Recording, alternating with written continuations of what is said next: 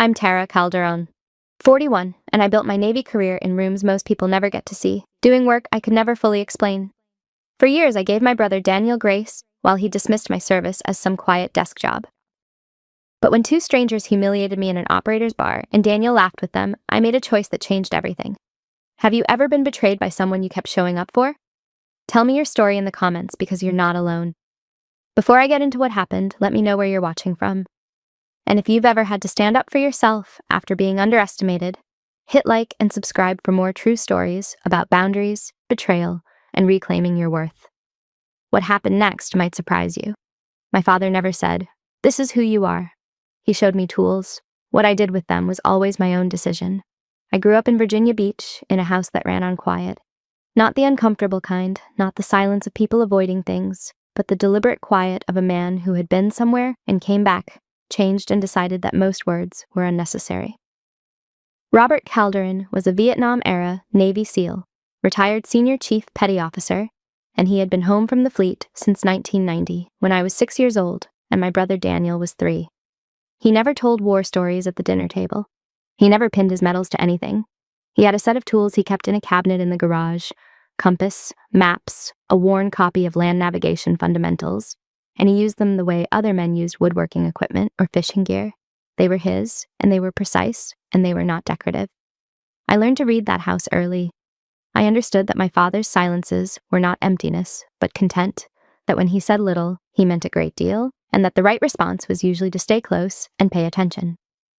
My brother Daniel was 3 years and 3 months younger than me, and by the time we were both old enough to notice the difference, it was already a pattern. I stayed close. Daniel moved away. Not out of disrespect. He was a child, and children have their own orbits. But the pattern was there from the beginning, like a compass bearing that was slightly off, small at the start, wider as the distance grew. In the summer of 1995, I was 11 and Daniel was 8, and our father called me out to the backyard one Saturday morning with his military compass and a hand-drawn map of the neighborhood. He did not call Daniel. He called me because I was standing close enough to hear him. That was usually the reason. He spread the map on the wooden picnic table and set the compass on top of it and told me we were going to learn to take a bearing. He showed me how to hold it level, palm flat, elbow in, not letting your body's magnetic interference skew the reading. He showed me how to identify a landmark, align the needle, and read the degree marking. He was precise the way surgeons are precise. Not showy, not performative, just exact. I got it wrong the first time. I got it wrong the second time. On the third try, I shot a bearing from the back fence to the garden shed, and it came out exactly. My father looked at the reading, looked at the shed, and nodded once. That nod was the equivalent, from Robert Calderon, of a standing ovation. Daniel was on the back porch with a model truck. He watched us for about 2 minutes, decided it was not for him, and went inside. He was 8. That was fine. But the sequence was already in place. I leaned toward the thing. Daniel moved toward something else, and our father taught accordingly. The backyard lesson was not a ceremony. It was a Tuesday morning truth about who we were at that age. It would take another 30 years for Daniel to understand what he had moved away from. In October of 2001, I was 17, a senior in high school, and the Naval Academy application was spread across the kitchen table. I had been working on it for 2 hours when my father came in and sat across from me with a newspaper he was not reading. He was watching me work. My mother, Elena, was at the stove, 52 years old that fall, a retired school teacher who understood the value of leaving a room quiet when a person needed it. Daniel came through the kitchen, saw the stacks of paper, said, "That looks like a lot," and went to watch television. My father waited until the sound of the television settled. Then he said, "The ones who do the quiet work, that's who gets there." He went back to his newspaper. I wrote for another 40 minutes. It was the most precise thing anyone said to me about my career, and it was said before I had a career. He was not comparing me to Daniel. He was simply naming what he saw, the way he named landmarks when he was teaching navigation. He saw the bearing, he said the degree. That was all. The Naval Academy appointment came by mail in June of 2002. I read the letter standing at the kitchen counter, set it down, and told my parents. Elena teared up immediately. My father read the letter front to back, folded it along its original crease, and handed it back to me. His hands were not quite still. I noticed. He did not say anything, but his hands told me what I needed to know. At dinner, Daniel was told. He was 15 that June. easy in the world in the way of a 15-year-old who has not yet discovered what anything costs. He said, "So you're going for 4 years?" I said yes. He said, "That's a long time," and asked what was for dessert. I did not hold it against him. He was 15. I filed it the way I was learning to file all the small calibrations of the people I loved, and I went back to my application materials that night and finished what needed finishing. The summer before I left for Annapolis, my father and I sat in the backyard 3 different evenings. He asked questions about logistics, about what I thought the first weeks would be like, about whether I was prepared for the physical requirements. At the end of the 3rd evening, he said, "You'll be fine," and went inside. That was the most reassurance he had ever given me about anything. I was 18, and I understood it completely. 4 years later, in May of 2006, I was commissioned as Ensign Tara Calderon, United States Navy. The ceremony was in Annapolis. My father had asked formally, through the right channels, to pin my gold bars himself. Nobody said no. During the ceremony, in the middle of the crowd and the noise and the blue Maryland sky, he held my face in both hands for 3 seconds, the way he used to when I was very small. He was 58 that year, and his hands had the same steadiness they had always had. He stepped back. He did not smile for the photograph my mother took. He did not need to. At a diner near the academy afterward, Daniel looked up from his menu and said, "You know you could have just enlisted, right?" He said it casually, the way people say things when they do not understand the weight of what they're commenting on. He was 19. He had no framework yet for what 4 years at Annapolis cost or meant or produced. My father set his coffee cup down with the careful deliberateness of a man choosing not to respond. My mother changed the subject. I did not react either. I was 22 years old, and I had my father's gold bars on my shoulders, and I knew exactly where I was going. That knowledge was enough. It had always been enough. It would take Daniel 20 more years to understand what I already knew that afternoon. The thing is, I was not waiting for him. That part is important. I was not moving through my career while holding space for Daniel to catch up. I was simply moving. What he did with the distance between us was always his own decision, the same way the tools were always mine. Daniel Calderon enlisted in January of 2011. He chose boatswain's mate as his rate, reported for boot camp 3 weeks after announcing it at a family dinner, and for a brief window, the Calderon family felt, for the first time in a long time, like all its parts were moving in the same direction. I was 26 that winter, a full lieutenant with 4 years of commissioned service and growing responsibilities in Naval Special Warfare Support Operations, stationed in Virginia Beach, and beginning to move toward the kind of work I could not yet describe at a family dinner table. Daniel was 23, starting at the bottom of the enlisted side. I congratulated him and meant it completely. I told my mother later, helping with dishes, that I was glad he went in. That part was never the problem. The dinner itself was warm. My father was 63 that January, slower than he had been, but still exact in the way that mattered. He asked Daniel one question. "Why that rate?" Daniel said, "Ships. I like ships." My father nodded slowly and picked up his fork. It was not a ringing endorsement, but it was not dismissal. It was a man registering a choice and deciding it was sufficient. That dinner was the last time the 4 of us sat together at full ease. The cancer diagnosis came 2 years later.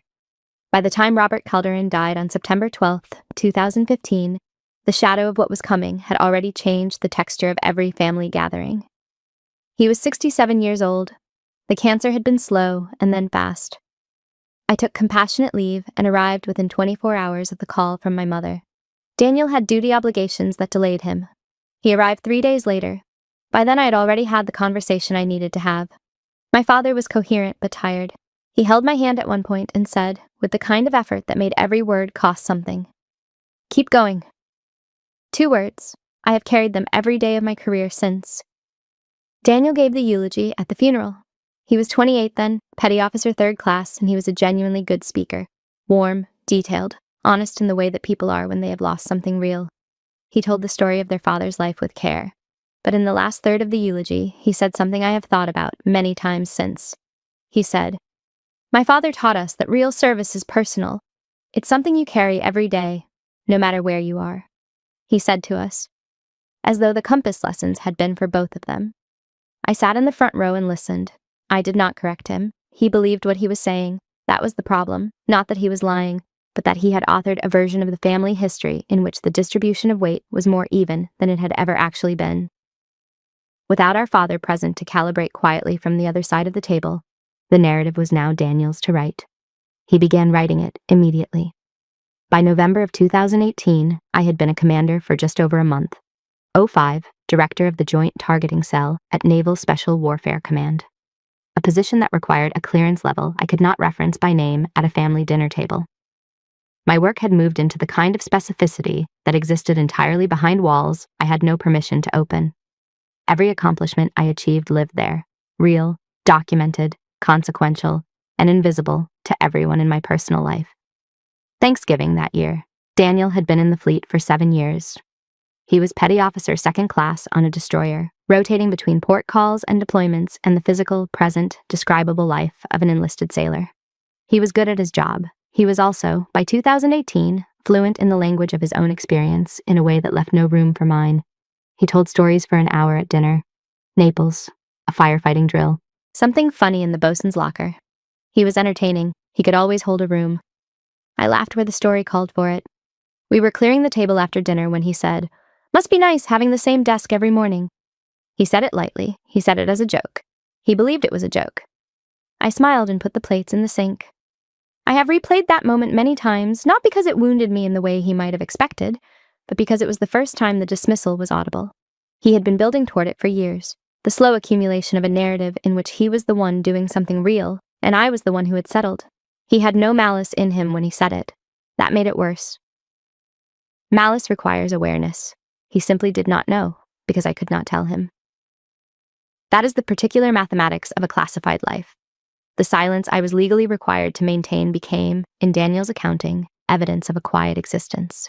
He filled the silence with whatever explanation fit the shape of the space. He chose a desk job. He chose it so many times over so many years that by January of 2023, it had become reflex. He told a shipmate his sister did Navy logistics. I was on the phone with him when I found out. One of our regular monthly check-ins, the calls that maintain the form of a relationship, without requiring either of us to examine its substance. He mentioned it casually. "Is that what you told him?" I asked. "I mean, what am I supposed to say?" "She has a classified job I'm not allowed to know about." A pause. "Whatever you think is accurate," I said. He changed the subject. "The thing about a classified life is that silence is both necessary and convenient for everyone around you." He stopped asking. I stopped waiting for him to. It was not a crisis. It was an arrangement that allowed us both to maintain a version of a sibling relationship requiring very little honesty to sustain. I was a commander building target packages that determined whether men came home from mountain villages in Afghanistan. My brother thought I filed reports. I looked at the inside of my forearm after I hung up. The Oracle 9 tattoo, small and black, 3 crossed compass needles around the numeral 9, was there the way it had always been there. I rolled my sleeve back down. I went back to work. Some distances are not made by movement. Some of them are made by staying exactly where you are while the other person decides not to look. It is a Friday evening in November of 2025, and I am 41 years old, and I am at my desk at Naval Special Warfare Command at 4:30 in the afternoon, closing out a target package review. Daniel's destroyer is in port for the week. I text him, "Dinner tonight?" He agrees. I suggest the bar near Dam Neck. He says fine. I close my laptop. I change out of my service uniform into jeans and a dark flannel, a motion so habitual it requires no thought. I drive to the bar. I am not nervous. I am not engineering anything. I choose that bar because it is on the way, because I have been going there for 8 years, and because I do not rearrange my life around what other people assume about me. Daniel is already there when I arrive at 7:14. He is 2 stools from the end of the bar with a beer in front of him, comfortable in the easy way he has always been comfortable in rooms. He looks up and nods. I nod back. At the far end of the bar, 2 men. I clock them in approximately the time it takes to cross the threshold. They are clearly operators, not because of what they are wearing, which is civilian, but because of how they sit. The posture of men who have mapped every exit before they ordered their first drink. The way their attention moves across the bar when someone new enters, not rudely, just efficiently. I know that posture. I have worked alongside it for 8 years. Senior Chief Petty Officer Mason Corda is 47 years old, born October 4th, 1978. E8, East Coast SEAL, Naval Special Warfare. In the spring of 2022, his troop was in an L-shaped ambush in a mountain village outside Khost, Afghanistan, with no clean exit and a second element of the ambush closing from the north. A targeting call came down with enough precision and enough speed to redirect their exfiltration route before the trap fully closed. 5 men walked out of that village. Mason has known for 3 years that someone built that package. He does not know my face. Petty Officer, First Class Eli Rouse is 34 years old, born August 22, 1991, E6, East Coast SEAL. In May of 2024, during a target rehearsal, he was briefed on the Oracle 9 designation, not a name, not a face, just a call sign with a clearance tier attached to it. 8 days into the operation that followed, a voice came over the radio and redirected his fire team 30 seconds before they would have hit a compromised breach point. All 4 members walked out of the village. Eli spent 18 months knowing that voice existed and not knowing whose it was. Mason clocks me in approximately 3 seconds and makes his assessment. Civilian, wrong place. It is a reasonable assessment. I am in jeans and a dark flannel. I am a woman in a bar built for operators, and I have given him no information to suggest otherwise. He is wrong, but he is wrong in the way that most people are wrong about me. He looked at the surface and drew a conclusion, and the conclusion fit. Wrong zip code, sweetheart. This place is for operators. Eli snickers into his beer. Daniel laughs. It is small, barely there. A slight exhale, a flicker at the corner of his mouth. He does not look at me when he does it. He looks at his beer, but he laughs. He is sitting 2 stools from me, and he has known me his entire life. And when 2 strangers decide I do not belong in a room, he chooses their side. That is the moment I keep coming back to. Not Mason's comment. Mason did not know me. Mason is wrong and will correct himself fully within 4 minutes, the fastest and most complete correction I have ever witnessed. But Daniel knew me. Daniel has always known me. And in a fraction of a second, with strangers present, he chose theirs. I ordered a whiskey, neat. I do not look at Mason or Eli. I do not look at Daniel. I roll up my left sleeve to check my watch, a habitual motion, the same one I have made 10,000 times. The inner forearm is visible, a small black tattoo, 3 crossed compass needles arranged around the numeral 9. Eli Rouse sees it. I watch it happen. His eyes drop to my forearm, and everything in his face changes, not dramatically, not loudly, but completely, the way light changes when a cloud moves. He has been briefed on this tattoo. He knows the specific mark of Oracle 9 personnel, the highest access tier of the Joint Targeting Cell. He spent a target rehearsal understanding that the person who wore it had kept his fire team alive. His glass slips from his hand and hits the bar. It shatters. Jesus, Oracle 9, that's you. The bar does not erupt. Bars do not erupt when real things enter them. They go quiet, the particular specific quiet of a room full of people who understand on a cellular level when something serious is present.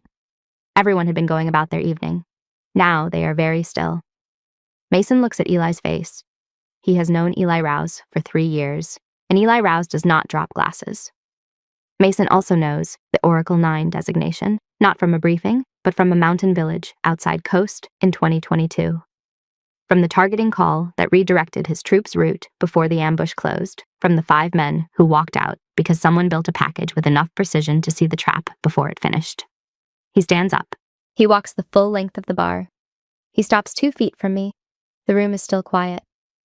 Ma'am, Senior Chief Corda, I owe you my life and 4 other men's. I'm sorry. I do not make a speech. I do not accept the apology from the theater. I nod once, tell him to sit down and finish my whiskey. Daniel is on his stool, 2 spots away. He has not stood. He has not moved. He has not said a single word to me or to the 2 men who just rearranged their entire understanding of this room around his sister. Daniel laughed before they did.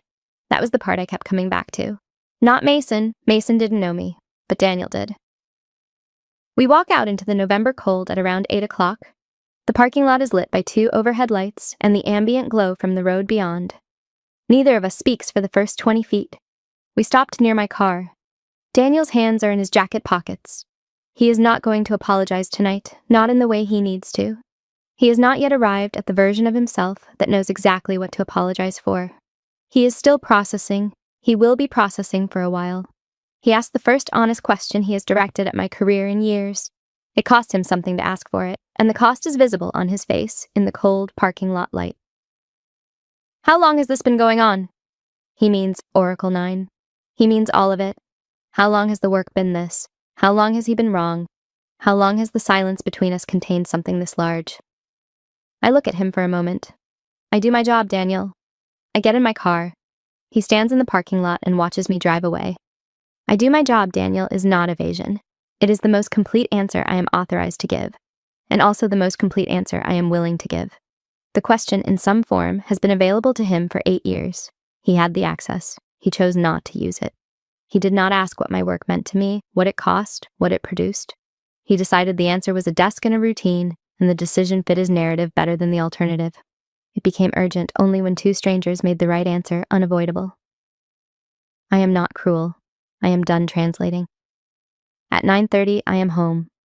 I pour a second whiskey, not because I need it, but because the evening earned it. I sit at my kitchen table near the window. I do not call anyone. I do not text Daniel. I do not replay the bar in the detailed way that people replay things when they're trying to change the outcome. The outcome is not changing. The bar happened. Daniel laughed. Mason walked the length of the bar and apologized. Daniel sat 2 stools away and said nothing. Those are facts now, and facts do not benefit from being replayed. I've spent 8 years making decisions I couldn't explain to the people who mattered. One night at a bar wasn't going to change that math. I wasn't angry. I was tired in a different way than usual. The way you're tired when something you've been waiting to happen finally does. What I do not do that night, and what I think matters, I do not call my mother. Elena would listen without judgment and say something quiet and precise, the way she always does, but calling her would mean narrating the evening, and narrating the evening would mean finding language for Daniel's laugh that I am not ready to produce yet. I am not ready to make it a story. It is still just something that happened. I sit with that. I drink the whiskey. I watch the lights from the street make patterns on my kitchen ceiling, and I let the evening be exactly what it was, without arranging it into something more manageable. My father used to say that the hardest navigational errors to correct are the ones where you only realize you've drifted after you've already traveled a long distance on the wrong bearing, because then you have to account for all of it. Not just where you are now, but how far off course you've moved, and how long it took you to notice. Daniel noticed tonight. How he accounts for the distance is still to be determined. On Monday morning, I am at my desk by 07:30. The same target package from Friday is on my screen. The same classification headers, the same call signs that do not leave this room. By Wednesday, Renata notices the particular texture of my quiet. She is 45, a commander, and she has been working in the joint targeting cell since 2018. She knows my rhythms the way anyone knows the rhythms of a person they have worked beside for 7 years. She sets her lunch down across from me.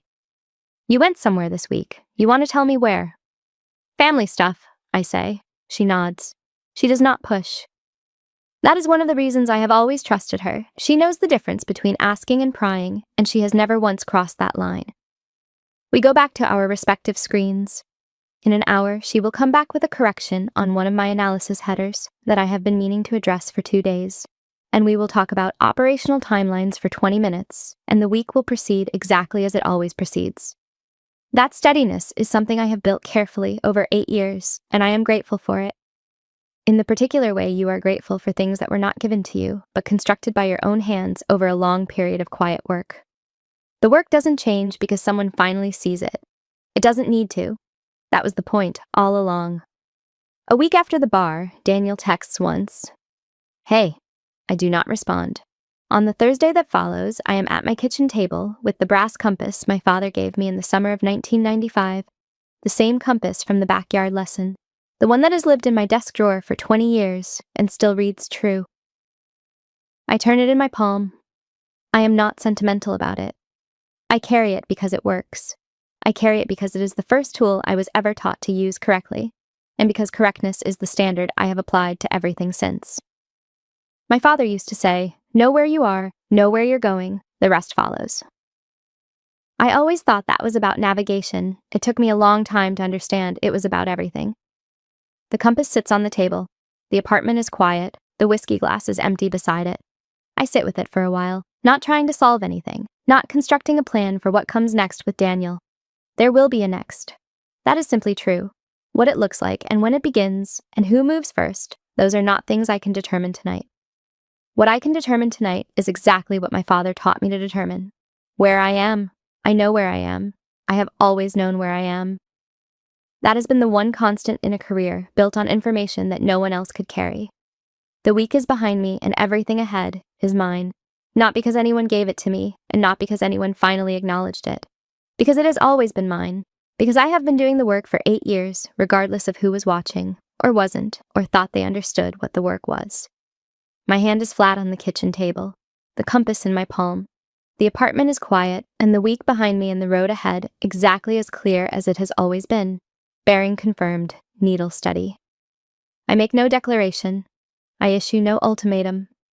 I simply stop performing normalcy, and for the first time in our adult lives, the silence between us is entirely on my terms. I work through Thanksgiving.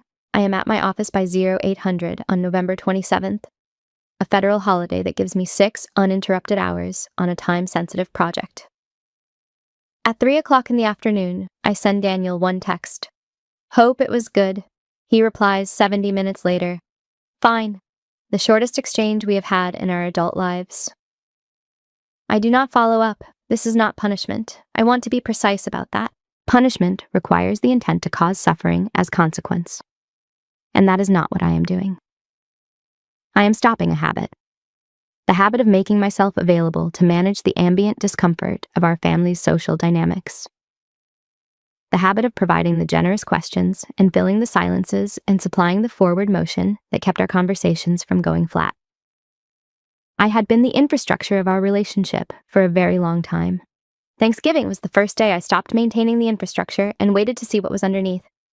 I skipped it because I wasn't ready to sit at a table and perform normalcy that wasn't there anymore. I'd done that before. I was done doing it. My mother called that afternoon.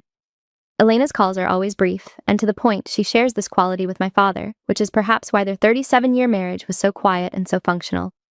She did not ask why I was not there. She knew. She said, "Are you working?" I said yes. She said, "Good." And we talked for 7 minutes about a neighbor's new fence and a book she was reading, and she did not mention Daniel, and I did not mention Daniel. And when we hung up, I understood that my mother was doing what she has always done best, giving me the room to handle my own life on my own terms, while making sure I knew the room was warm and the door was open. I ate dinner alone that evening at my kitchen table with a meal I had put together from whatever was in my refrigerator. Nothing elaborate, nothing that required effort beyond what the evening called for. I have never needed Thanksgiving to feel like anything particular. It is a Thursday with good intentions. What I need is uninterrupted time on work that matters, and I had that. On December 5th, Daniel calls. I picked it up. He asks how work is. I say busy. He asks about Christmas. I say I might be working. He says okay. We hung up after 4 minutes. No confrontation, no warmth either, not the warmth I had always supplied. The filling in, the generous questions, the forward motion that kept us from sitting in the silence of what we were not saying. All of it is absent now, and its absence has a shape. He can feel it in the pauses where I used to do the work. I used to do so much of the work. He called. I answered. That was still true. But the old version of us was over, and he could feel it too. On December 8th, aboard his destroyer in Norfolk, his shipmate Marcus Webb asks about Daniel's family over a meal. Marcus is 35 years old, petty officer first class, a boatswain's mate who has been Daniel's closest friend aboard the ship for 2 years. It is a genuine question between shipmates who know each other well. Daniel starts talking about his sister and stops. Does she do anything cool? Marcus asks. Daniel pauses too long. Yeah, he says. She does. Marcus waits for more. It does not come. For 3 years, Daniel's answer to that question was a variation of desk job, said with a small laugh. He cannot say it now. The bar is still in him. He does not yet have replacement words. He only has the absence of the wrong ones. That is a start. It is not enough yet, but it is a start. And Marcus, who is perceptive enough to know that Daniel stopped mid-sentence for a reason, does not push.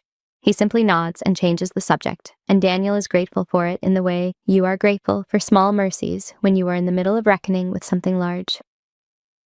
On December 18th, I am at the Navy Exchange running errands before the holiday weekend. Mason Corta is in the same aisle. He almost does not approach. I watch the decision happen. A senior chief who walked a bar's length to apologize to a commander is not the kind of man who pretends not to see me in a store 2 weeks later. He approaches. He starts to say something, a follow-up to the bar, some elaboration, some extension of what he gave me that Friday evening. I stopped him. "We're good, Senior Chief." He pauses. "I know. I just wanted to. I know." He nods. We go separate ways. I do not need more from Mason. He gave me what he had to give, and it was complete.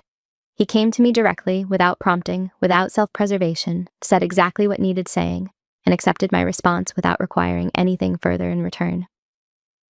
The contrast between him and Daniel is not one I hold as a weapon. But contrast is sometimes the clearest way to name a thing. Mason found his way to me in 4 minutes. Daniel is still finding his way, and it has been 6 weeks. That distance is real now, and it has weight. Something that used to hold is no longer there. Without it, the distance has a kind of gravity that Daniel is only beginning to feel the full pull of. He's on his destroyer in Norfolk, and what he is feeling is not me being difficult. It is me being honest, for the first time in a very long time, about what I am and am not willing to sustain. The holiday weekend passes quietly.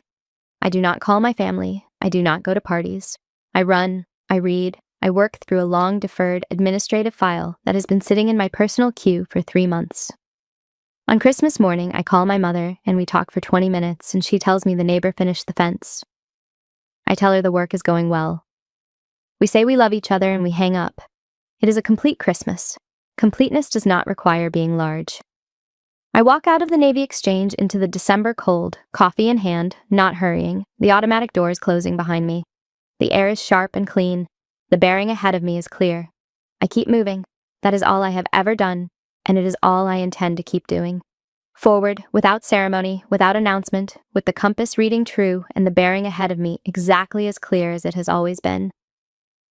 January of 2026 arrives with the particular steadiness of a Virginia beach winter, gray and cold and relentless. The silence between Daniel and me has settled into something more permanent than I expected. Not hostile, just present, the way the shape of a missing thing remains present. I am at my desk by 0700 every morning. The work is the same: target packages, analysis reviews, coordination with units I cannot name in a building I cannot describe to civilians. The work has always been the same. That is one of the things I have always valued about it. It does not need me to feel a certain way to do it correctly. It requires precision and sustained attention and the willingness to carry classified information that I can share with almost no one. I am good at all three. Daniel, on his destroyer in Norfolk, is doing his own sitting. On January 9th, he is in the mess hall when the conversation turns, the way conversations in enlisted spaces near Virginia Beach sometimes turn, to naval special warfare and precision targeting. Someone says that the quality of targeting intelligence is what separates the operations that come home from the ones that don't. They use the phrase, the voice on the radio, in the general respectful way that people use it when they are talking about something real they cannot see. The Oracle 9 designation is referenced by name, not in detail, just as a call sign, circulating the way legends circulate without faces attached. Daniel says nothing. He eats his meal. He has heard the Oracle 9 designation before. He heard it in passing 2 years ago and filed it the way enlisted sailors file the call signs of intelligence assets. As something real, operating somewhere above his clearance level, adjacent to his world but not connected to it. He never connected the call sign to his sister. Not because the connection was unavailable, because he was not looking for it. I found out later he'd heard the name before he walked into that bar. He just never put a face to it. That was 3 years of not looking closely enough. On January 14th, at 2200 hours, Daniel is alone in his rack with a spiral notebook. He has been writing for 3 nights. He crosses something out, he writes it again, slightly differently. He crosses it out again. He closes the notebook and stares at the overhead of his berthing. He picks up his phone, types something to me, and does not send it. He closes the phone. He told me later that he'd been writing for 3 weeks. Pages. He said he kept starting with explanations instead of accountability, and every time he noticed, he'd cross it out and start over. That detail matters to me. Not because it absolved him, it does not, but because it told me something true about the effort. He was trying to do something he had never been required to do, which was to put his actual accounting of himself on paper without an audience to respond to in real time. When Daniel charmed a room, the room charmed back. The notebook did not respond. He had to sit with what he had written and decide if it was honest, and when it was not, he had to start over. He did that for 3 weeks. That is not nothing. On January 28th, he calls our mother. Elena Calderon is 73 years old, born July 22nd, 1952. A retired schoolteacher who has spent her adult life seeing both her children clearly. She is still in the Virginia Beach house where we grew up. He has not called her in 2 months. He asked what I was like when I was young, what Robert used to say about me, whether I ever seemed uncertain about what I wanted. Elena answers without ceremony. She was always the one who knew exactly what she was going to do. You were the one who had to figure it out. That was never a bad thing, Daniel. You just had to actually do it. He does not say much after that. She is not judging him, but her clarity is the thing Daniel has been avoiding, the simple, factual difference between his sister and himself in how they moved through the world. I had always known where I was going. Daniel was still figuring it out. Elena is not worried about whether he will get there. She is simply stating what is true. On February 3rd, I file my promotion package for 06 consideration. I hand it to Renata to review for administrative completeness. She flips through it, 7 years of working beside me, and she still cannot read most of this file. She pauses on a commendation page where the operational context is almost entirely redacted. Black bars across the substance of what I did. The achievement is legible, the work that produced it is not. You know what's strange about working next to you? I know what you did broadly, but I still can't read half of it. That's the job, I say. I know, it's a lot to carry alone. It is, I say. I take the package, sign the cover sheet, and submit it. 8 years of work, summarized in a document that even the people who know me best can only partially read. That is, in some sense, the whole story of the last 8 years. Not a complaint, an accounting. The work required this. I agreed to that requirement the first day I took the role. I still agree with it still. In his rack that night, Daniel's notebook sits on the shelf above him. He keeps a photograph of our father in dress uniform propped beside it. The one from before the retirement, Robert Calderon, as a young man who had been placed and came back carrying them. Daniel is looking at the photograph, the way you look at something you have misread for a long time and are only now beginning to read correctly. He is close. He is not there yet. But he is close, and the direction he is moving is the right one. February is short and cold, and Daniel Calderon makes the call. Not a text, a phone call, which costs more, which is exactly why he chooses it. He has been writing and crossing out for 3 weeks, and he knows from that work that texts allow too much revision. A call commits you to whatever you say in the first 3 seconds. He calls on February 19th, 2026, at 8:14 in the evening. I am at my kitchen table with the brass compass and a cup of tea. My phone rings. I see his name. I let it ring twice. Then I picked it up. I'm not calling to explain myself. I just wanted to say I was wrong. A pause. I know you were, I say. There are no tears, no mutual emotional inventory. 2 adults in the first honest frame of a conversation that has been 20 years in formation. The value is in its simplicity.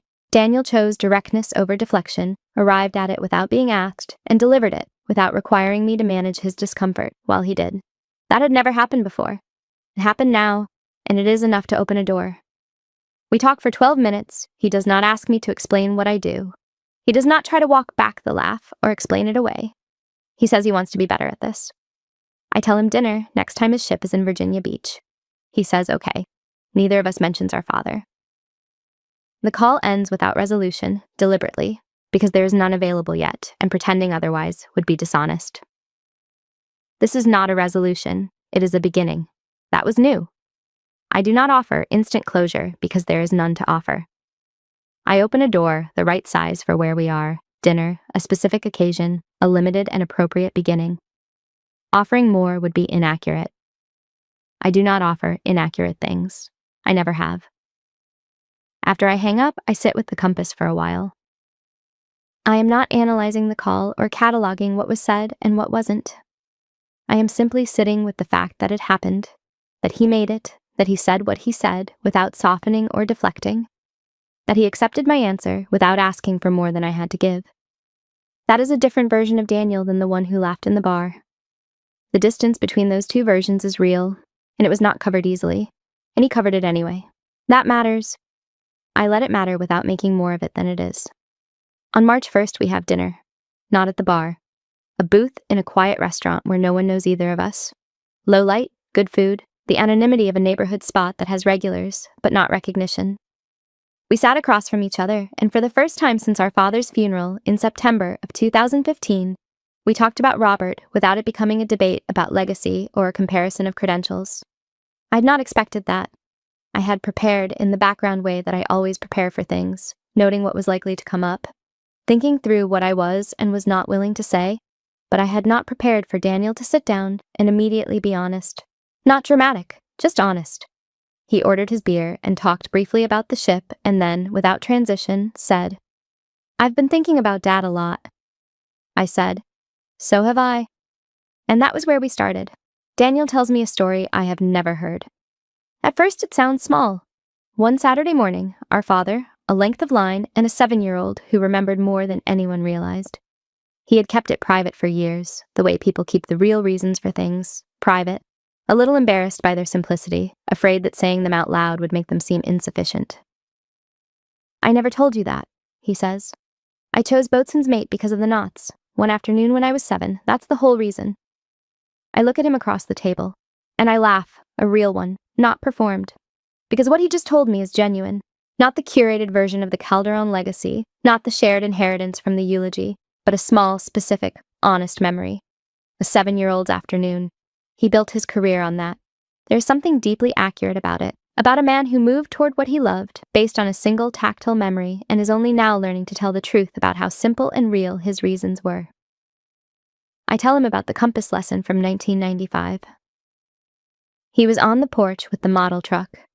I have never told him what that afternoon produced in me, how the act of my father calling me over and teaching me to hold a compass level became the template for everything that followed. He listens the way he did not used to listen, completely, without interrupting, without preparing the next thing he is going to say while I am still talking. I notice that too. It is the most honest conversation we have had in years, maybe ever. We leave the restaurant at 9:30. The March air is cold and clean. We walk to our cars without quite walking side by side. There is still a tentativeness, a careful space between us that is not unfriendly, but is not yet easy, but we are moving in the same direction into the same cold air. That is more than we have been able to say for several months. I will take it. It is the right size. On March 15th, I turned 42. A card arrives in the mail, not a text. An actual card, purchased and handwritten and mailed. 3 more steps than most people are willing to take for a sibling's birthday. Daniel's handwriting, the cramped, slanted script that looks exactly like our father's, a thing neither of us has ever commented on. The card says, 42. You've been carrying this longer than I understood. Happy birthday, T. I read it twice. I put it in my desk drawer next to the compass. He'd never sent a card before, not once, in 42 birthdays. I noticed the card is not grand. It does not contain an explanation or a request for absolution. It simply acknowledges what I have been carrying and marks the day. It is exactly the right size for where we are, which means he is measuring correctly, which means he is paying attention in a way he was not before. That matters more to me than any grand gesture. The sizing is right. He is learning what the right size is. I go to work. The desk is the same. The compass is in the drawer with the card. The work is exactly what it has always been, and somewhere ahead on the calendar there is a list that has not dropped yet, and I am 42 years old, and I know where I am and I know where I'm going. The rest follows. The promotion board season has come and everything has been submitted. Now I wait, not anxiously, but accurately, the way I wait for everything.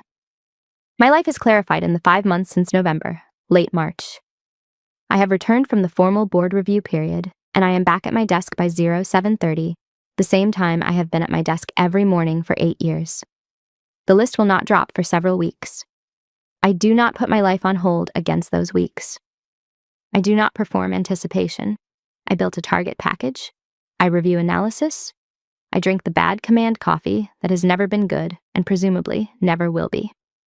Renata stops at my door. When does the list drop? End of the month.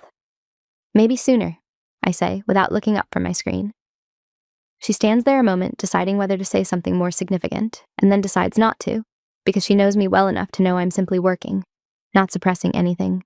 She nods and goes back to her desk. That is enough. On April 4th, a quiet afternoon, one of those slow Tuesdays that appear unexpectedly in a busy operational month, I open my desk drawer. The brass compass is there. The birthday card from Daniel is tucked against the back corner. Behind the card is a small photograph of my father in his dress uniform from the 1970s before the retirement. A young man who had been places and come back carrying them. I hold the photograph for a moment. I am not being sentimental. I am doing what I always do when I look at things, taking stock. My father never said he was proud of me directly. He told me to know where I was and know where I was going. I've spent 20 years trying to earn the right to say I did both. I think I got there. I put the photograph back. I close the drawer. I return to the work on my screen. On April 10th, I drive past the bar near Dam Neck on my commute. I drive past it most mornings. I have driven past it for 8 years on the way to work. I look at it as I pass the building, the parking lot where Daniel stood in November and watched my taillights disappear. And then I am past it. I do not slow down. I do not do anything particular with my face. I stop thinking of it as the place where Daniel laughed. Now it's just a building on the way to work. That's the difference between time passing and time doing something. The bar is neutral.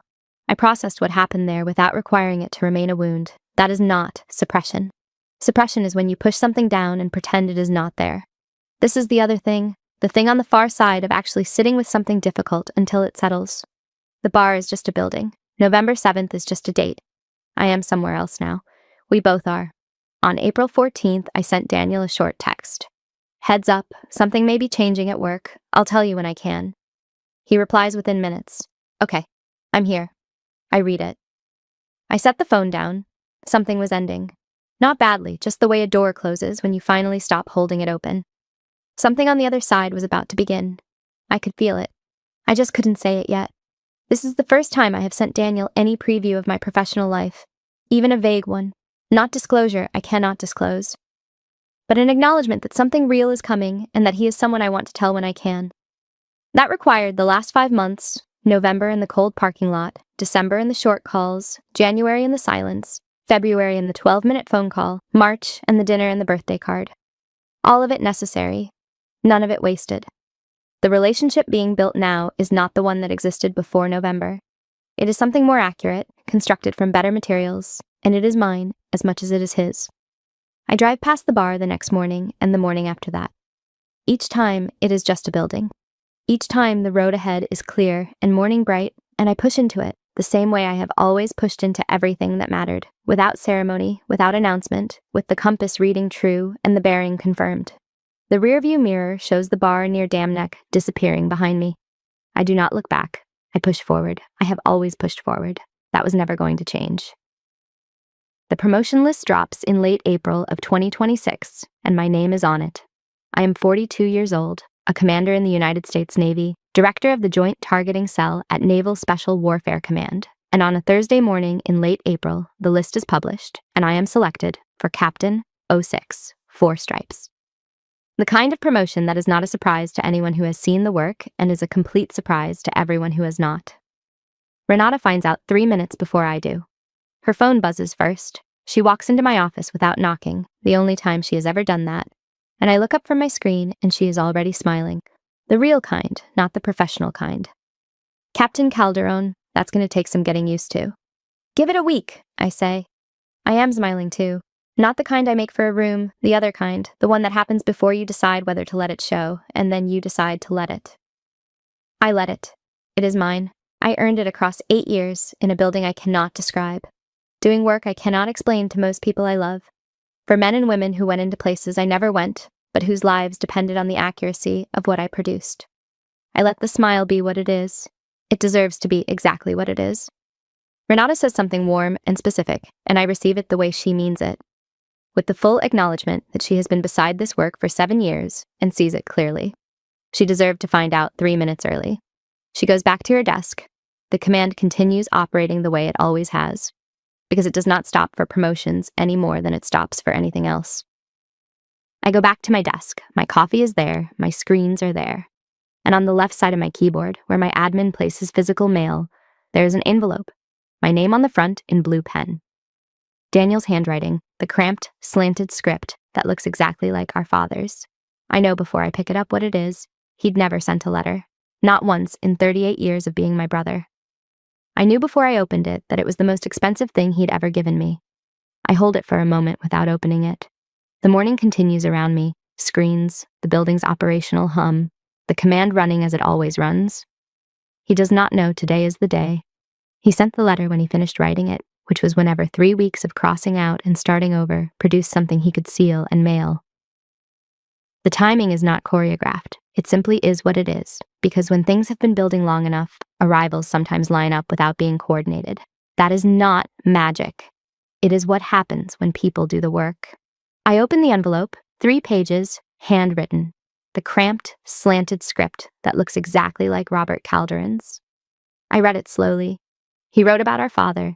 He wrote about the bar and the parking lot and the taillights of my car disappearing and what he stood there thinking in the cold while I drove away. He wrote about the compass. He said he remembered it, the afternoon I was in the backyard with Dad while he watched from the porch for 2 minutes and went back inside. He said he had always known, somewhere underneath everything, that the compass lesson had been for me, not because he was excluded, but because he had walked away. He had spent a long time not thinking about what that meant. He was thinking about it now. He did not excuse the laugh. He named it directly. I laughed, in plain language with no softening, and said he had not understood until he was standing in the parking lot watching my taillights at what the laugh had cost. He said he had spent the months since learning the shape of what he had dismissed. He said he was sorry in the way that people are sorry when they have actually counted the cost, specifically, without theater, in his own particular words. He ended the letter this way. I'm proud of you, T. I should have said it every year. I'm starting now. I fold the letter along its original creases. I put it in my breast pocket. It belongs close. Not in a drawer, not with the compass and the birthday card, the private things I carry alone. This goes with me, against my chest, which is the oldest way humans have always indicated that something matters. He gave me the most honest version of himself he has ever produced, and I am going to carry it. In the afternoon, after the calls from colleagues and the administrative machinery of the selection list beginning to move, I stood at the window in my office. The parking lot outside, the sky above Virginia Beach, the ordinary daylight of a Thursday in late April. 4 stripes are in a small box on my desk, waiting for the pinning ceremony. The compass is in my desk drawer, where it has lived for 20 years. The letter is in my breast pocket. The birthday card is in the drawer beside the compass. The photograph of my father is there, too. I breathe. I say it quietly, to no one, or to everyone, or to my father, or to the 11-year-old girl in a backyard in Virginia Beach who got the bearing exactly right on the 3rd try, and to the father who nodded once and said everything he needed to say with that. I do my job. The same 5 words from the November parking lot. Different now in the way all true things get more true over time, when they are carried far enough. In November, they were a refusal to translate. Now they are something else. A completion, a bearing confirmed accurate after a very long approach. Whatever you carry that nobody else can see, it's enough. You don't have to explain it. You don't have to justify it. You just have to keep showing up. The right people will eventually understand, and some of them will write you 3 pages to prove it. Let that be enough. You've earned the right to let that be enough. My hand flat on the desk. The promotion insignia box to my right, the compass in the drawer below, the letter folded in my chest pocket, the window bright behind me. I know where I am. I know where I'm going. The rest follows. I walked away knowing one thing for sure. I don't need everyone to understand my worth for it to be real. Sometimes the strongest choice is staying quiet, standing firm, and letting people realize the truth on their own. Have you ever had to stop explaining yourself to someone? Have you ever been underestimated until you finally chose yourself? And do you think silence can be more powerful than confrontation? Let me know your thoughts in the comments. If this story resonated with you, hit like, subscribe, and share it with someone who needs the reminder. Your value doesn't disappear just because someone failed to see it.